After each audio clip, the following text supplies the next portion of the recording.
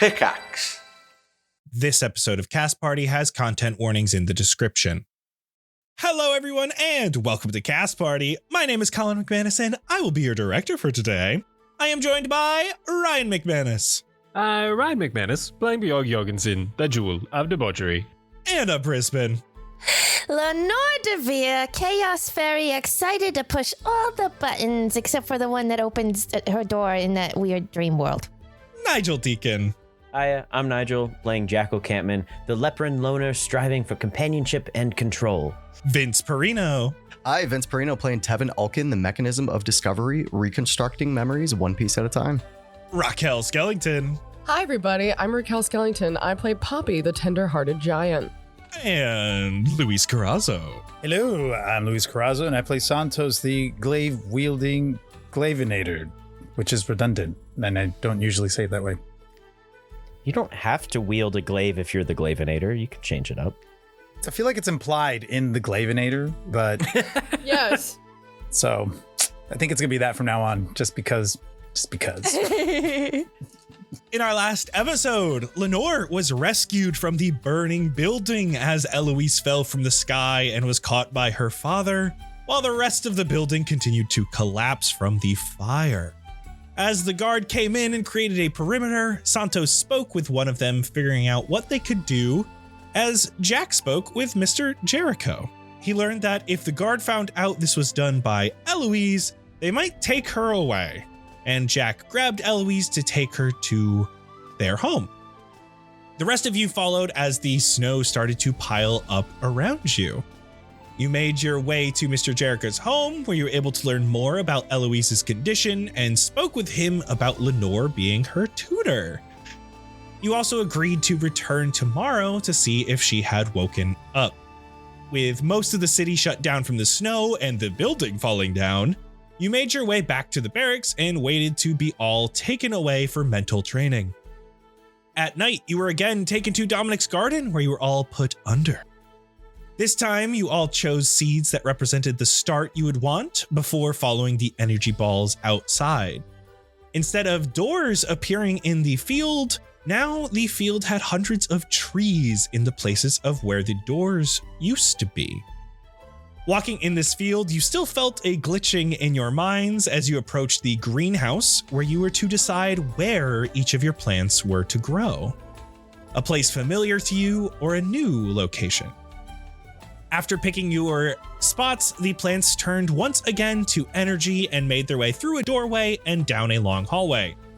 In this hallway, you once again felt your visions glitch as dozens of doors appeared haphazardly along the walls and ceiling, again emanating auras of various colors. All were locked, however, besides Lenore's. Though she tried to hide that fact that it was open, only Jackal bringing attention to it, she convinced the others to continue down the hallway, following the balls of energy rather than entering in.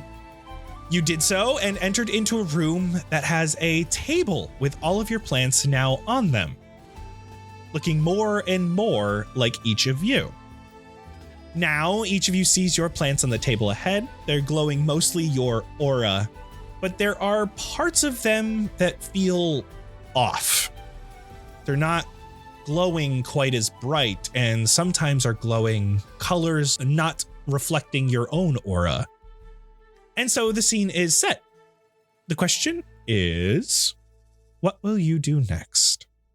What part of mine is not glowing correctly, if any? Jack, as you get closer to yours, you start to hear Dominic's voice echo around you once more. If you could sculpt yourself again, would you shear away the same parts? Would you take away the parts you think are negative? Or keep them because they are part of you? Do we all hear that or just him? All of you hear this. I don't know about you guys, but I'm kind of feeling like I don't want to change that much. I'm pretty comfortable with who I am, and I'm pretty strong. I'm strong physically, probably strong mentally. That's all I'm saying. Yeah, I think I'm being exactly who I want to be. I think I've become who I've wanted to be through who I was. I think I am learning what I should be. Should? I must have been something before, so fill the puzzle pieces, correct? You think you should be what you were before? If something is broken, do you not fix it? No, who says you're broken? Well, if I am missing parts of me, why would I not try to find them? That is one of my biggest goals right now. I understand that, but that doesn't inherently mean that you're broken or that the parts you're missing mean that you can't be currently whole. Maybe part of why I am searching is to discover that whole feeling. I'm going to grab some shears, and I'm going to walk up to my plant. I don't think you're broken at all, Tevin. I think finding the missing parts of you doesn't make you broken, just like what everyone else was saying. Hearing you all talk about how you are becoming more of who you want to be makes me realize that I'm starting to become something I don't want to be. And I'll call out into the room, Dominic, tell me where to find the part of me that makes me kill somebody when I don't want to. I'll cut that part of me out. There's no answer. And Santos, as you're sitting there waiting for an answer, you're looking at this topiary of you, this version of you created from a plant, and you realize that there is an extra finger on one of your hands, and it is glowing a purple color. Not quite Lenore's color, but a little bit deeper, a little bit more royal. Not knowing if something is playing tricks on me, I will turn to the group and I will say, hey, can someone look at this and let me know if this is different? Poppy will walk over and examine it. You see the same thing? I mean, it seems like it's just a weird, discolored, possibly malformed part of the plant. That could mean something within itself, I guess, but we can't exactly know what will happen if you just cut it off. You cut it off.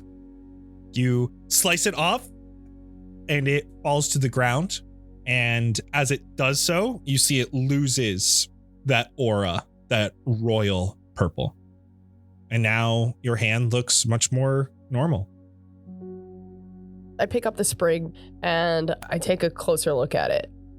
Just looks like a piece of plant matter. Do you want to kill me, Santos? What do you mean? Do I want to kill you? I guess not me in particular, but do you feel any different?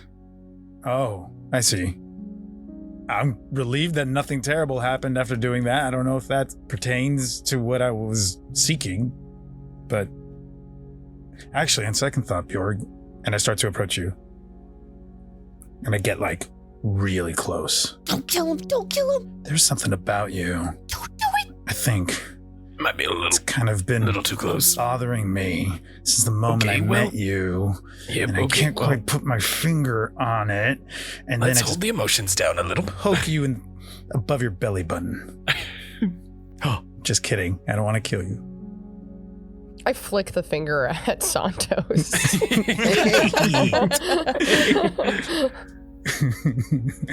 Bjorg, you never mentioned whether you're the only person that didn't respond to that. I've said it from the start.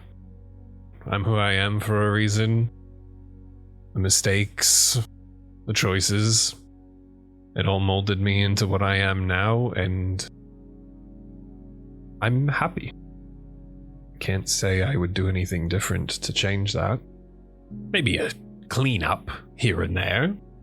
Maybe my statue's a little rough looking. Could use a trim. I don't want to go cutting any appendages off. Any weird colors or anomalies to Bjorg's, Miles's topiary? Yeah. There's some areas that Bjorg mentioned that just look like they lack color, and they almost look like a little bit too wide, like they need to be shaped to his body type. It almost looks like there's a little bit duller color around the abdomen. Bjorg, do you have any imperfections in your horns currently? Currently? There might be like a chip. It might not have even been something that I did specifically, but something I just, quote unquote, woke up with in the alley. these kind of ram-like horns you have at one of the ridges, we'll say on the right one, the tip of it has broken off, and you've always remembered it that way. Currently, it looks like that portion is completed on the plant itself. Let's say it's the left horn because the cover art has his right horn unchipped. Okay. Yeah, there we go. It's just the left. Gotta keep this canon. Lore accurate chip. I will waltz back up to Santos and put my finger on his armor on the chest. And when he looks down at the finger, I'm going to steal the shears out of his other hand. There's a hesitation before I look down because half of me is expecting you to do that thing that people do when you look down, they kind of move their finger up but I can't resist, so I do end up looking down. I'll take the shears and then I'll tap your breastplate. It actually looks like mine is a little more full than it should be. If I want to be who I am, that comes with my faults, my mistakes, and my imperfections. So I'll go over and I will cut the tip of the horn. I'll do any extra little trimming around where I might have mistaken my form or gotten a little rough around the edges. You're really cutting it down to just your crystal color. And Tevin, as you hear Miles saying all of this as he's looking at himself, you are looking at the plant that is emanating your crimson color. And these areas where you have plating that is missing, there's a couple of them on the plant where that plating is there, but it is not glowing your red aura. It is this dark maroon color. I want to get up a lot closer to it, almost like face to face to it, and really look at all of the small details of it. How truly detailed is it? Quite detailed. There's only so much granularity it can get to, but there are areas like that you're looking down at your hands and your arm, like where your gun comes out, like they have the latches on the arm. Okay. I am going to start feeling all the different spots that are actually complete now, all the different colors in through there, down in the arms, in the face, on like the chest region, and I want to notice if there's anything different about it, if I get a different sensation about it at all. You don't notice anything differently. As long as I don't notice anything, I want to start ripping out all of the different colors. It takes some time, but you're able to. And notably, when you come up and, part of your face is on the left side is like not completely there. And it's this dark maroon in this case. When you start pulling it, it pulls off in one piece. Like it's a piece of metal plating that you would have pulled off at once, but it's all of these plants. When I pluck off that face part, I want to hold it up to my face and try to almost put it over my eye where it should be to get that feel, that sensation of what it might be like, and hold it away after a moment. I will find you soon enough, and I will chuck it to the side. You know, Tevin, there's nothing wrong with wanting to be whole either. Like, I know that Lenore and Poppy have, they're comforting you in letting you know that you're whole already, or you're kind of a person already. But I know that you don't feel whole, just like I don't feel whole, just like probably Santos doesn't feel whole, because we can tell that something is missing. I got 2 years of memories of being this, but I'm obviously not 2 years old. There's something not there, and I don't know what that is. Plus whatever dreams I'm having, the stuff that we saw in your last space trip. It's just, there's nothing wrong with wanting to be whole again. So, we're gonna help you get there, I'm sure. And you. I will be here to help in any way I can. You shall not feel broken like me. I will not allow it. We will make you older. Well, I'm not trying to look like Bjorg or anything, but I appreciate the sentiment. If I am to be honest, he is far too gone. Jack, you notice something really wrong, or at least really odd. How does it feel to see yourself with 2 rabbit legs? Notably, the leg that you no longer have is still glowing the forest green. Your full aura. Interesting. Well, I'm just gonna take this as creative liberties on what a robot leg would look like as a plant. Right? Maybe Hyde has more memories of having both legs. I'll ask him next time. Let me know what he says. I'm real curious. I've been trying to work with him recently, and it feels like it's going well. So don't immediately turn hostile the next time he comes around in tone. Okay. I would never. While they're still talking, I'm just gonna wander up to my shrub. I'm gonna recreate the pose next to it. Your shrub has much longer fingernails than you currently do. They're like acrylic fingernails that come to a point. Huh. That's kind of a sleigh. I'll leave that. Anything else? Lenore, when you look at yours, your entire body is this lavender color.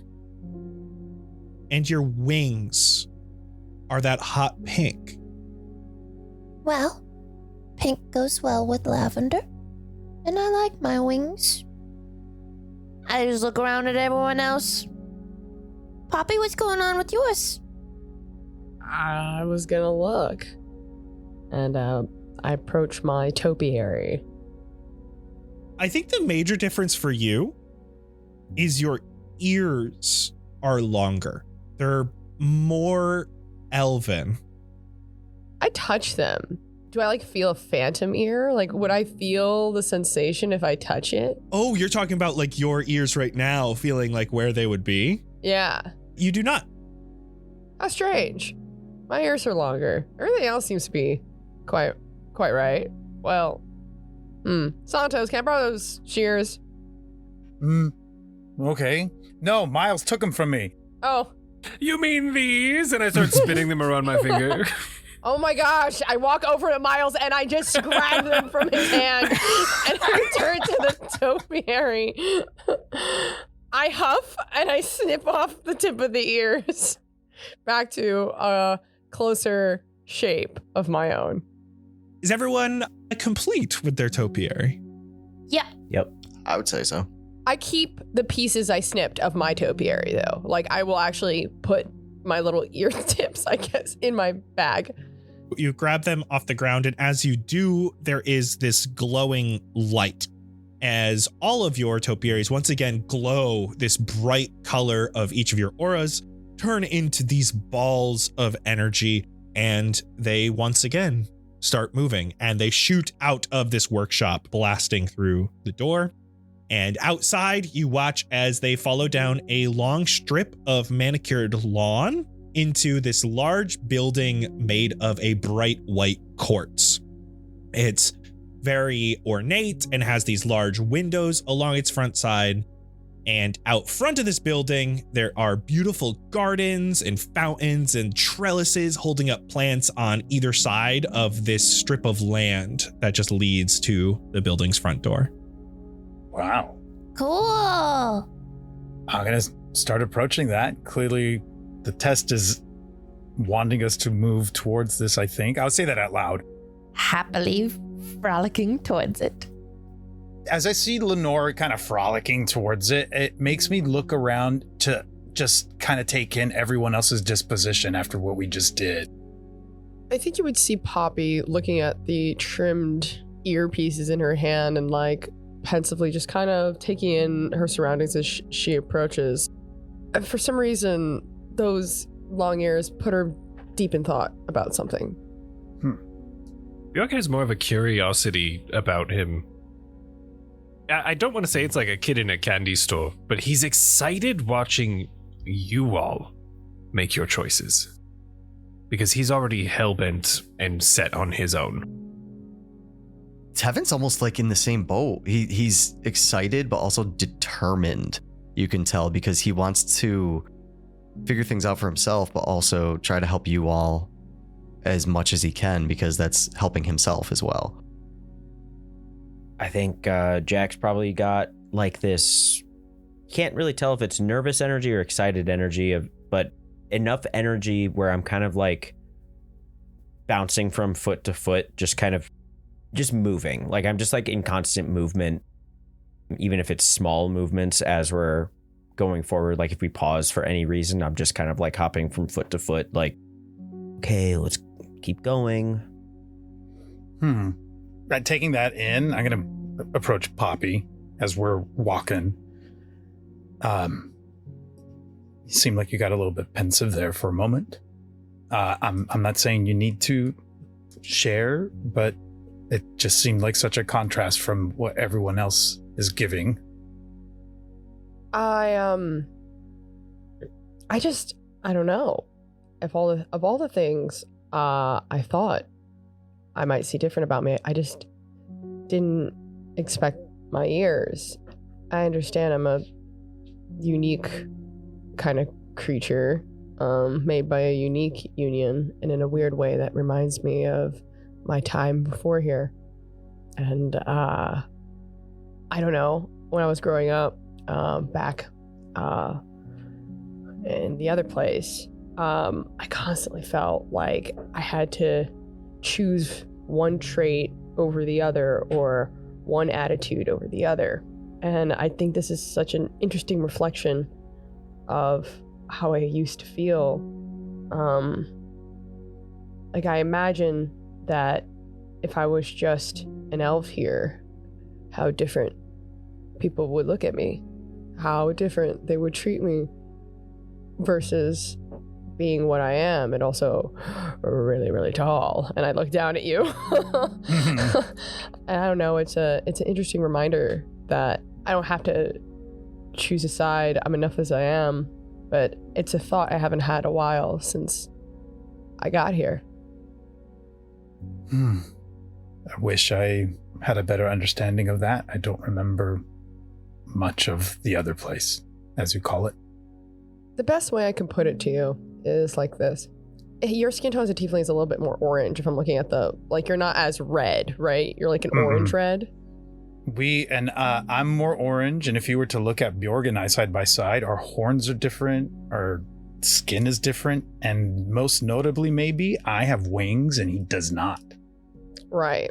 So imagine if you lived in a reality in which you having wings and Bjorg not having wings determined your value to all of society all the time, and that actually people with wings were deemed superior than those without wings.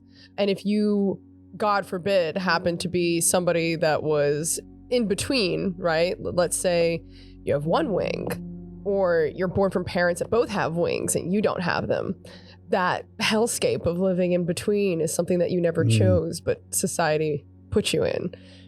That is the best way I can kind of describe the existential dread of what I'm talking about. I get it. That was perfectly put. I'm sorry that you over there were made to feel like your wings weren't good enough because they weren't full wings. Yeah, well, it's okay. My ears are long enough. And Poppy kind of has a soft smile and looks back down at the twigs in her hand.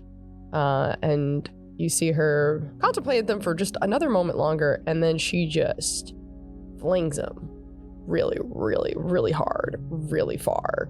Like blasting off again. Kind of hard. And Poppy, as you're walking and you are following the others, and you take these in your hand and you throw them into the gardens around, back where all of the plant life around is, throwing it back to nature, you start to feel and see a familiar glitching of your vision. All of you do. And the color of your vision shifts from this orange from everything around once again to your own color and back. And as reality kind of shifts back into position, there are hundreds of doors spaced throughout the gardens here. Some are in your way in the path ahead of you. Others are inside the fountains, causing water to spill out onto the ground. Some are using the trellises as their door frames. Again, they're just sometimes bizarrely in space, sometimes in the ground, sometimes floating in the air, sometimes tilted and turned, and each glows a different color. This again. Whose door's open this time? I'm going to rush to my door. Yes, if I can find mine within the vicinity, I'll go check. Jorgen Santos, you're able to find yours quickly, and they're both locked. Negative on my end. Not me. When I start searching, I would like to look for my color and also that you said dark maroon that was on me. I want to look for both of those colors. You find your crimson door and it is locked. You find one that you believe is the same dark maroon, but it's hard to tell because it's not right in front of you anymore. And that's also locked. Seems to be mine are also not able to open. Is there pink or lavender? You do see a pink door, and it is locked. And you see a lavender door, and it's the same one you saw in the hallway with the different door handle on it. I feel like if we go into one of these, it's gonna kick us out. Dominic's gonna kick us out again. Because we're not going through the thing. But Tevin did learn a bit when we went through his door, and if Dominic can put us back in here, what's stopping him from doing it again? We could risk this and use it as a learning experience. That's not a bad point. But Tevin's door's locked. For anyone else's, if it happens to be open, we could give it a shot. I have all my memories, so there's no point. I'm also looking for mine for what it's worth. Jackal, as you go to find your color, you see your door. And it is badly damaged. The wood is splintering. There are large cracks throughout. Some of the cracks go fully through the door, causing it to be split in multiple pieces. The doorknob is busted and looks to be falling out of its hole. And there's also a slight bit of water coming out of the door onto this side, like little drips coming through these cracks. What is that? Is this what happens when you try to break through a door? Who was smacking a door before? Who did this to my door? Which one of you? I'll go for the handle. You go for the handle, and it falls off as you try to pull it, and the door slightly opens. What? Well, it worked, kind of. I don't have a good way to close this. I'm just holding the handle. Well, I'm going to be honest with you guys for 1 second. Whatever Dominic is doing for us, if he pulls us out of this again, it's just one more night, and we have other things we can do in the city. I said not even 10 minutes ago that I feel incomplete and not whole, and I'm looking for answers, so I think I'm going to go through this door. You guys don't have to come with me, but... I want to go. Can I go, please? Sure. Yeah. Okay. I told you, a risk might be worth it. If that's something that you're comfortable sharing with the class, we're right behind you. If you would prefer we stay on the other side, we'll see what happens back here. Yeah, what do you want us? Do you want us to go with you or stay? I mean, I've already told you guys my deepest insecurities, so I can't imagine there's anything else I can hide. Heck, you've seen Hide. You kind of know my secrets already, so anything that I'm learning, you might as well learn too. Okay. Lenore. Yeah. We already all know that this is deviating from Dominic's intention with us. Can you feel, I don't know, is there arcane energy in here? Is there like an arcane signature? Is there something that you can get a sense of what might be or who might be behind these doors and trying to kind of coax us through. Just in case, I'm going to cast guidance on you, and I'm going to emboldening bond Lenore and Jack and Poppy. It's just surrounded with this like kind of bright light, and the three of you have this sort of tether linking you, and Lenore, you have this lingering kind of luminescence around you as I guidance you.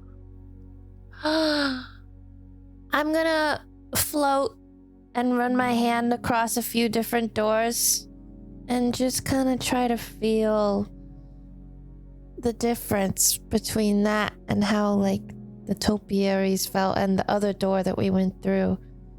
What is causing these to show up? I'm going to have you roll me Arcana, please. 28. With this, Lenore, before I go into description, I need you to roll me a luck check. Just straight up D20 and tell me what you get. 4. Okay. As you are going around, Lenore, you're feeling these different doors. You're really trying to tap into the energy that each is giving off. When you go to Tevin's, you don't really feel anything. But when you go to yours, there is deep down just this spark at your fingertips. Almost like little needles, little tingles. It is familiar to you. You almost feel the magic inside of you. Like when it spurs into a wild magic surge, there's this tingle across your body. There's just this little bit at your fingertips. Static. You created this door, Lenore. What about jackals? I want to feel jackals. You don't feel the same. But Jackal, as Lenore comes over and you have this emboldening bond, you are connected with each other.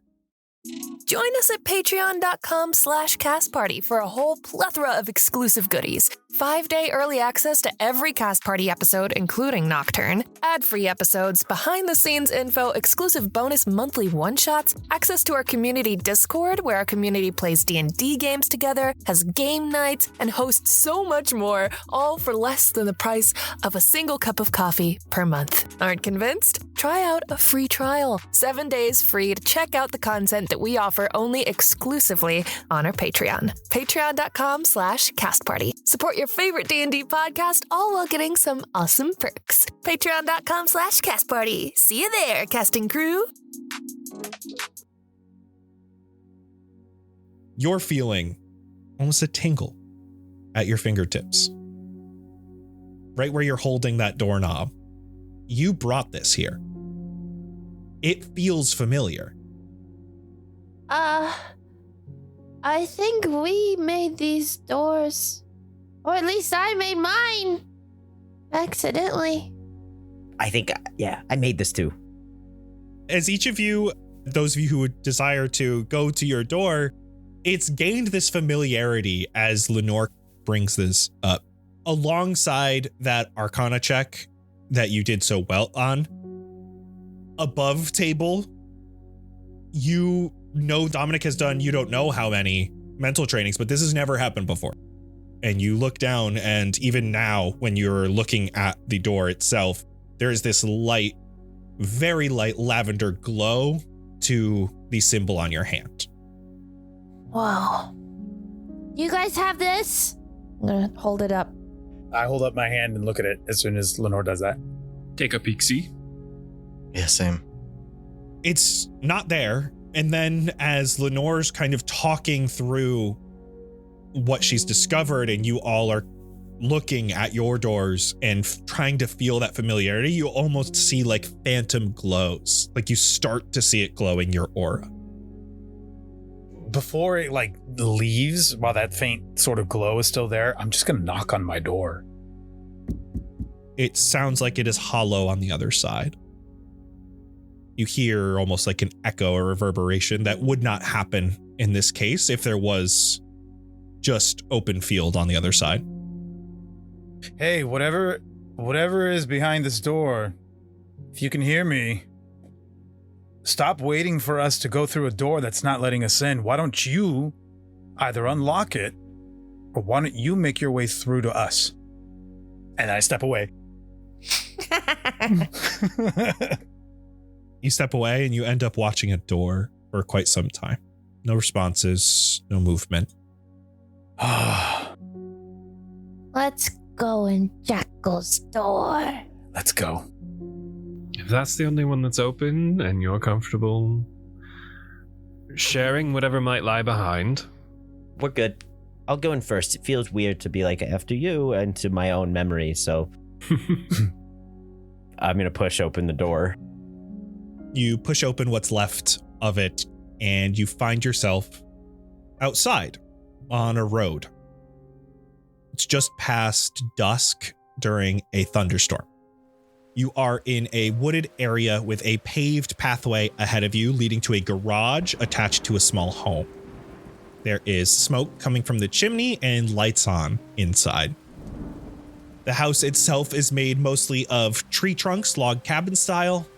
It's all one story, and there is a light on over top the front door, illuminating it from the outside. Notably, you are all in this thunderstorm and rain is pouring down around you, but you are not getting wet. You do not feel the rain droplets hitting you or your person. Jack, this place feels familiar to you, but also looks nothing like anything you recognize, save for the house that you just saw in Tevin's memories the previous night. To Poppy and Lenore, this is a house from Earth. You are on a paved roadway. There are yellow dashed lines on it, and you see a driveway ahead, a garage, and pathway leading to the front of this house. Wow. Sight for sore eyes, I suppose. I touch the ground. Like I touch the asphalt. It feels weirdly nostalgic being able to just touch cured asphalt like this. Ooh.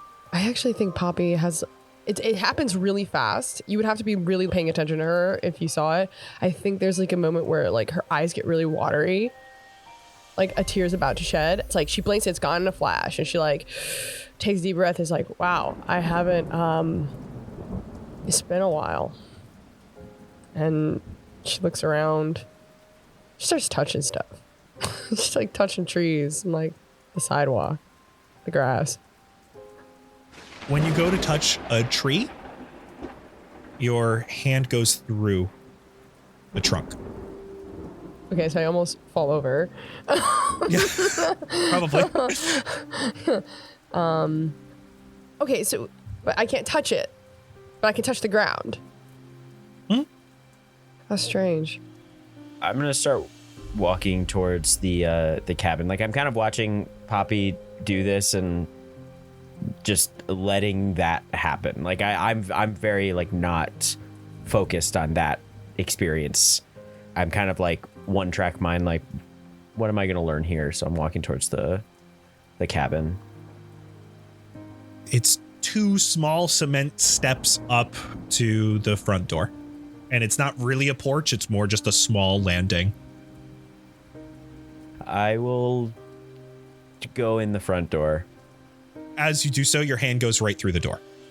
Oh. Okay, well, then I will ghost through the door. You are able to ghost through the door. I follow. Yeah, me too, Yes. me too. Yeah. Inside, the entryway is pretty tight, but the floor opens up a bit as you round a corner and you see a fire roaring in the fireplace.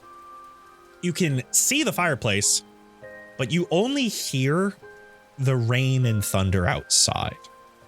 There's no noise coming from the fireplace or anything in the house. You see a large cuckoo clock that is actively ticking, and you'd assume it's making some sort of noise, but you're not hearing it.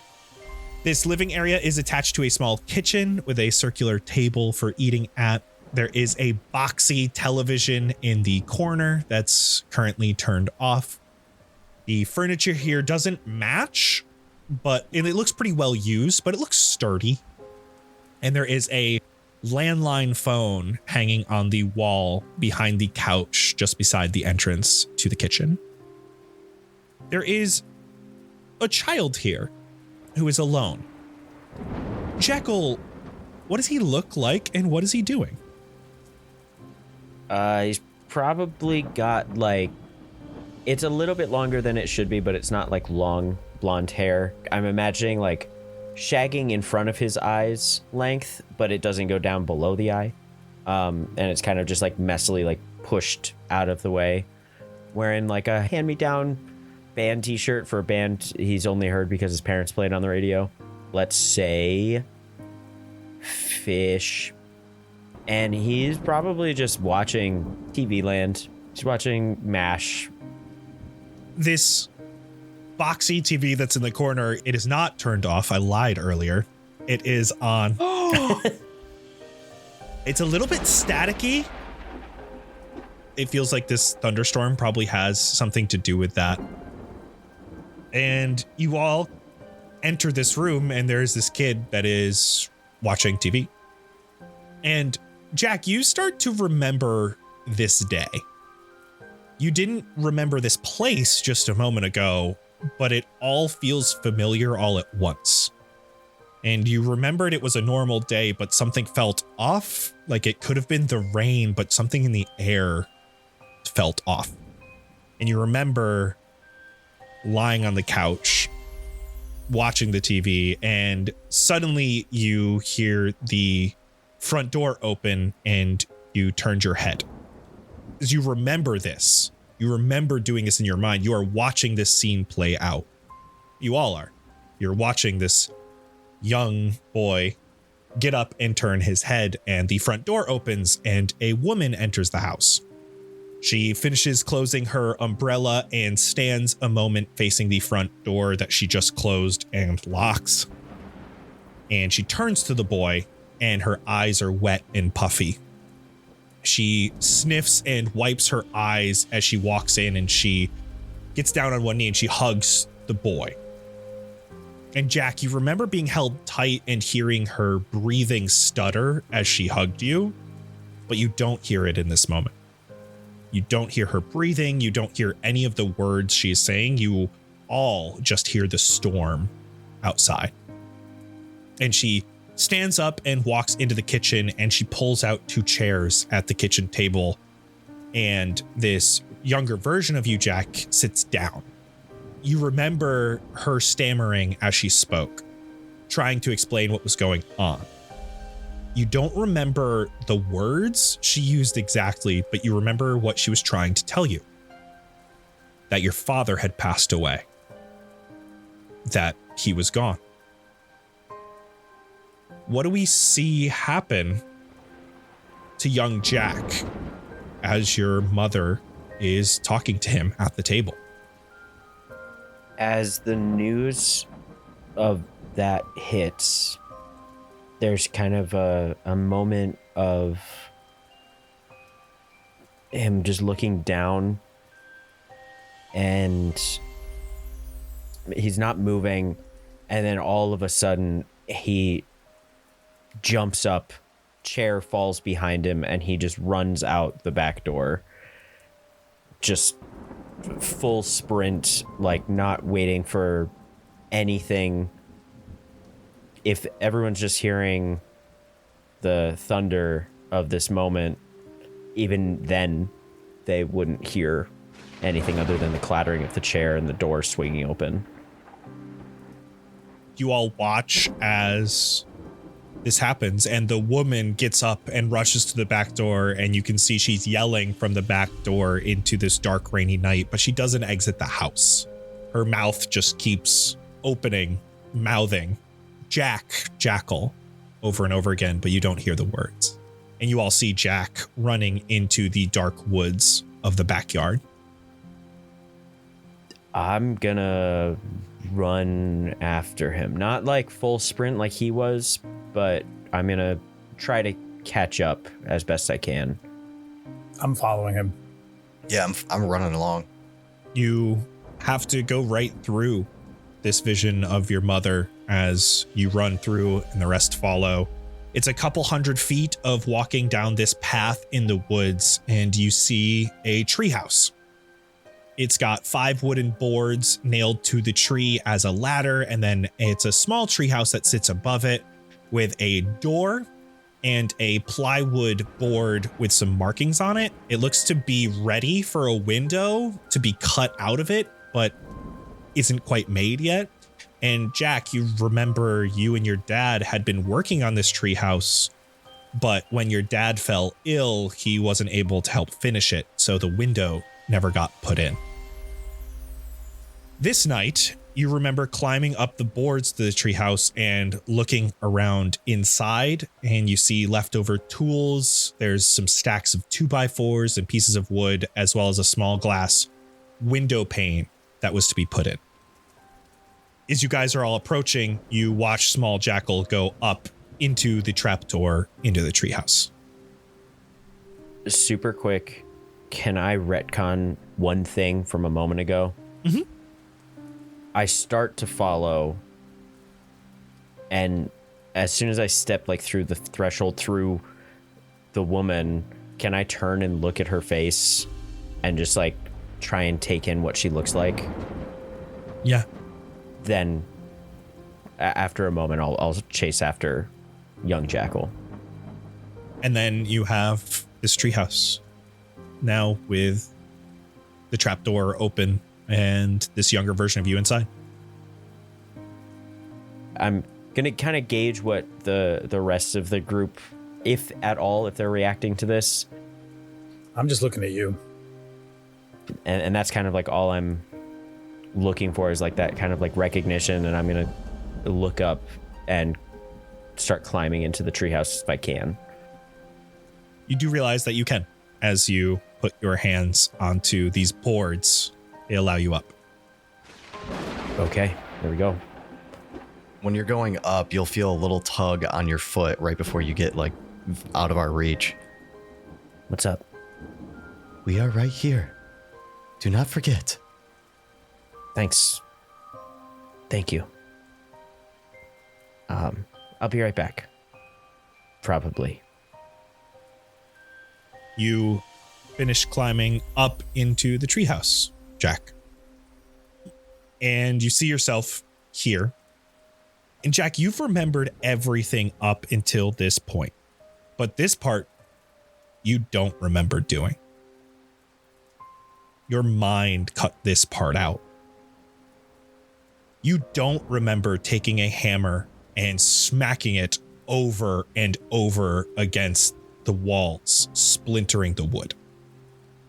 You don't remember slamming the trap door down and kicking a hole through it, then ripping it off of its hinges. You don't remember punching a hole through the window, the glass pane that was here ready to be put up. You don't remember the pain of the glass shards as they sliced your arms. You don't remember the blood dripping down your hands as you kicked the tree trunk over and over. You don't remember screaming into the forest as you threw saws and nails down out the door. You don't remember climbing down and ripping each ladder piece off one by one and tossing it to the side. You don't remember collapsing on the ground into the mud, exhausted. And you don't remember staring up at the treehouse, tears in your eyes as the rain pours onto your face. What's the first thing you do remember? I remember my dog coming over. Suddenly there's just a big golden retriever face in my face that's like pushing into me and trying to get me to move. And I remember walking back with my dog, just completely deadpan. Just whatever just happened is gone now. I'm fine. Everything's all right. You all watch as this small version of Jackal walks back with the dog.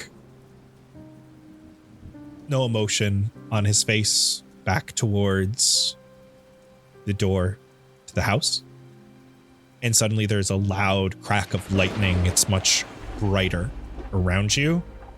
And as that happens, you are all kicked out of this memory. You feel like something has punched you in the chest. Wind knocked out of you as you are all pushed out of that door back into this strip of land with the gardens on either side and all of these doors all around. You see the door you just had come out of collapses completely, frame and all. I'm going to sit down, and there's very obvious grief on my face now.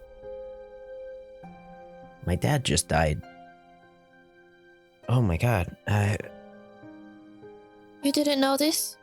I didn't remember it until now.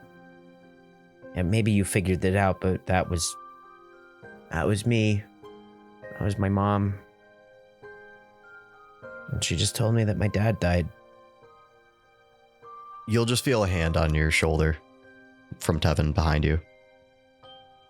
Jack, did that feel like something that happened very recently, or did that feel like something that happened a long time ago?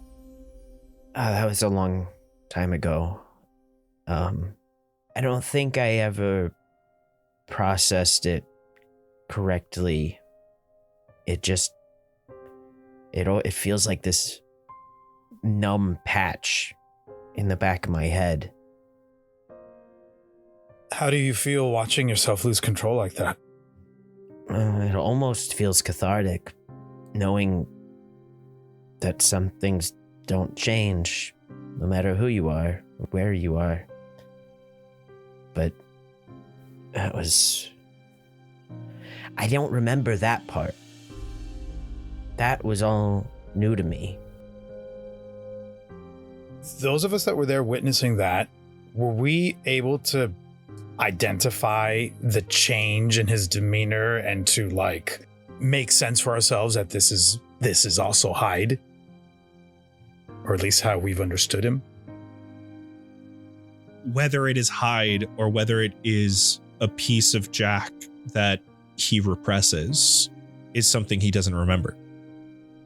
I'm just going to kind of try to noodle on that with the limited bit that I was able to see. Because you're right, I didn't climb up the tree house to see all that unfold.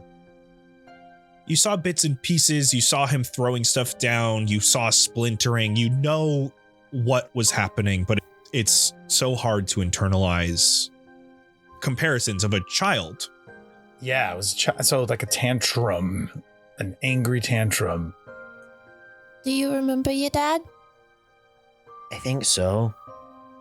No, at least now I remember kind of how important he was to me.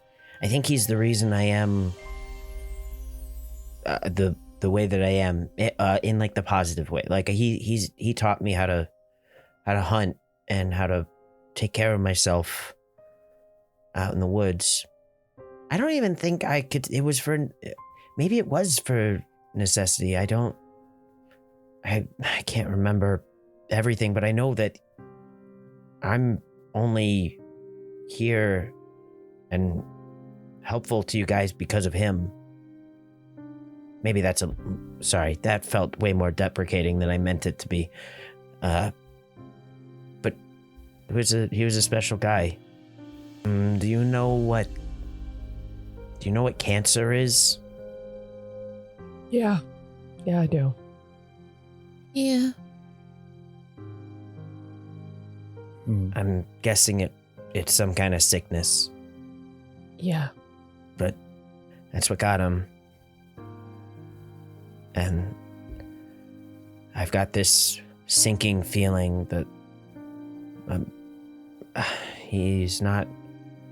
Oh, damn it. My brother, too. It got it. Your brother? I'm so sorry. I've got this sinking feeling that it probably got more of my family, too. That sucks. Also, so traumatic and horrifically expensive. My God, I could have only imagined the kind of stress that. Poppy looks around to the rest of you guys. In our world, it's a sickness. It's a sickness of the body where it destroys itself from the inside, and the only way to try and cure it is using equivalency of Poison. Yeah, to fix it, and it doesn't always work.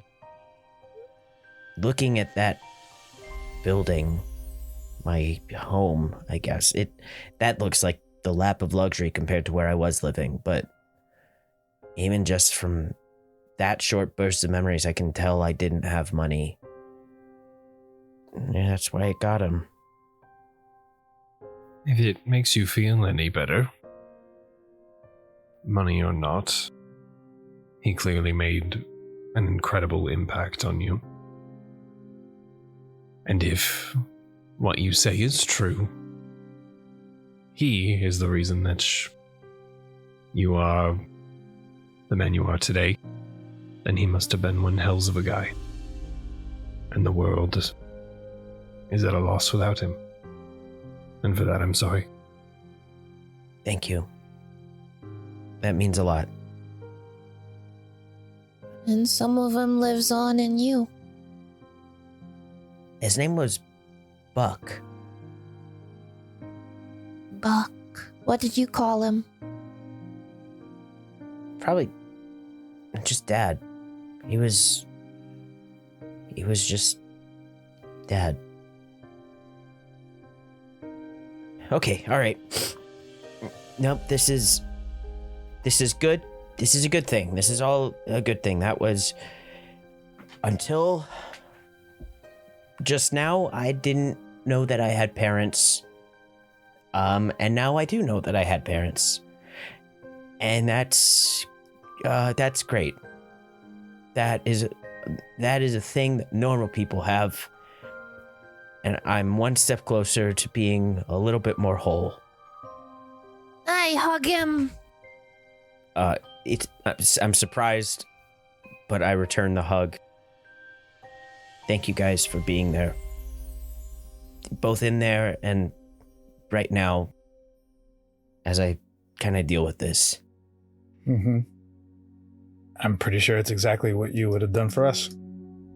You know it. Thanks for trusting us with it. Mm-hmm. I don't think there's anyone else in the world I would trust it to besides you guys. Okay, all right. Okay, we're okay. We're all right. Let's... is there another door that we were gonna go through? Well, last time when we were here, when we went through Tevin's door and then came back, it was when we tried to go into another door that we got kicked from this place. Right.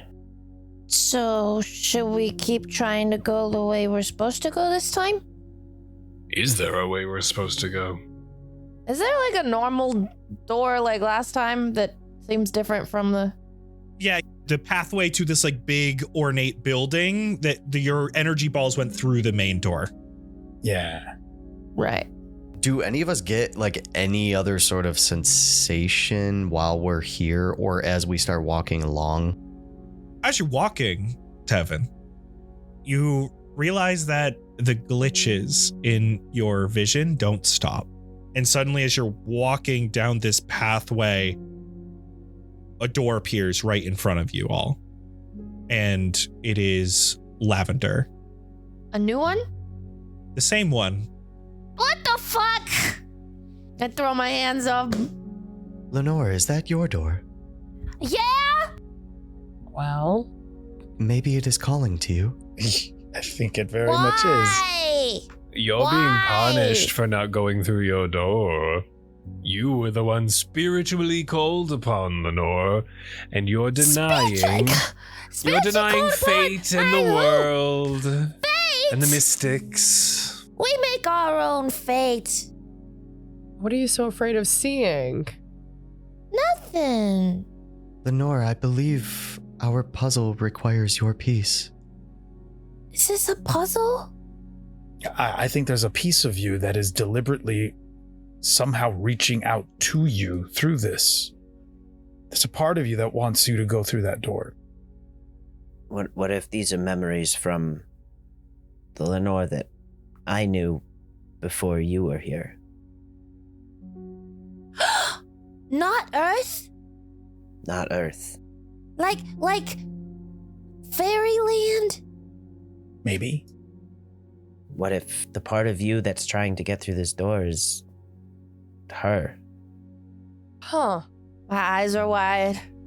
Yeah, that's right. Lenore, me and you aren't exactly the same on how we remember everything. You remember your past life, the one on Earth, but not the one that's here. Yeah. Yeah, maybe Yeah. I'm just like muttering to myself and I slowly like walking up to the door. And I push it. It is unlocked. If it is Earth stuff though, I don't know, maybe just don't come if you're not prepared for like some sad stuff. Maybe. But hopefully it's fairyland. Can I peek through the door and see whether it's fairyland or Earth? As you open it, just a crack, you put your head through. You're starting to hear and see a few things. You find yourself looking in a hallway of a lavish mansion. The walls are painted red with gold accents and filigree everywhere. It looks like this place would be absolutely beautiful if the colors didn't look a little bit muted. Everything just feels a little too gray, like someone turned down the saturation of this place. But ahead is a large archway at the end of the hallway that leads to a larger room. And you can see a group of individuals here dressed in extravagant ball gowns, and they are not moving. One of them looks to be a dryad made of... I shut it. I shut it. Fairies! Let's go. Lead the way. I'm ready. So be it. And I go in. You open the door, and this time you start to hear the sound of music somewhere from behind this door. And at the same time, you hear this echo, "Enough!" as you're grabbed out of the air, Lenore, as all of you shake out of this dream. And you see that you're back in Dominic's garden and he's holding you in the air. What? Did we fail Dad's test? But And he slowly puts you down, Lenore. Where are these doors coming from? You were so close. You were almost done. they're from my brains. I don't know what to tell ya. How do you keep pulling us out of these? What are you doing to control this? You will come back tomorrow and you will ignore the doors. I don't know where they're coming from, what they are doing there. You don't need those. Why don't you like them? Because they're stopping you from finishing the training. I think we do need them, and that they're more important than the training, Mr. Dominoes. Then you are not learning. You come back one last time tomorrow night and finish this. Dismissed. But why can't we do the doors and then continue? You're the one stopping us. Dismissed. Oh, yeah. Come on. Cross my arms. I pick up Lenore and put her on my shoulder. Come on. Let's go. I don't need to be told I failed sleeping. Hallucinating, whatever. As you all start to leave, these masked individuals put the bags on your heads, and as you start to be pushed out of the garden, you hear Dominic pipe up one last time. It's just tomorrow, and it'll be done. No more doors. And for today, that's a wrap. Yeah, we'll see about that, Alright. mister. But what if more We'll doors? see about that. Question mark. Mordor. Oh. One does not Hold simply the walk door. into more doors. That's what he said. That's what he said. Man, we really just got told we are failing drug trip. So Well, he's a bad trip sitter, so he is a bad trip leader for real. Yeah. come back. Oh, Next. shit. Oh shit. Time. We don't have an Back order next here. time, everybody. Come back next week to find out what we're talking about in the behind the scenes, and then come back in 2 weeks to find out what Dominic's doing with trip sitting badly. Badly, so check out our bad. Patreon at patreon.com/castparty to find out more. Also, check out the tap that comes out this month, which I think is in March, where we did something. You do 18 plus, for real. I mean it this time. Oh.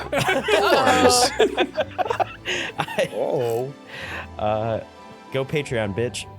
Thank you so much, everybody. Have a great rest of your day. Bye. Bye.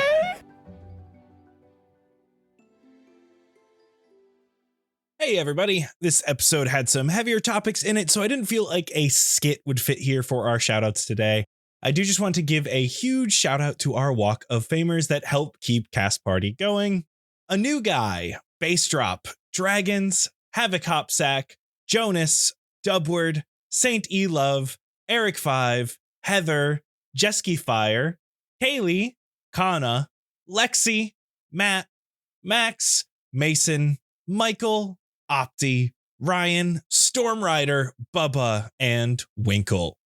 Thank you guys so much for all of your support. And hey, it's about that time for our one-shots this year. So go check on Patreon, go check on Discord. We have those forms out to get you all scheduled so we can play some D&D together real soon. All right, bye-bye.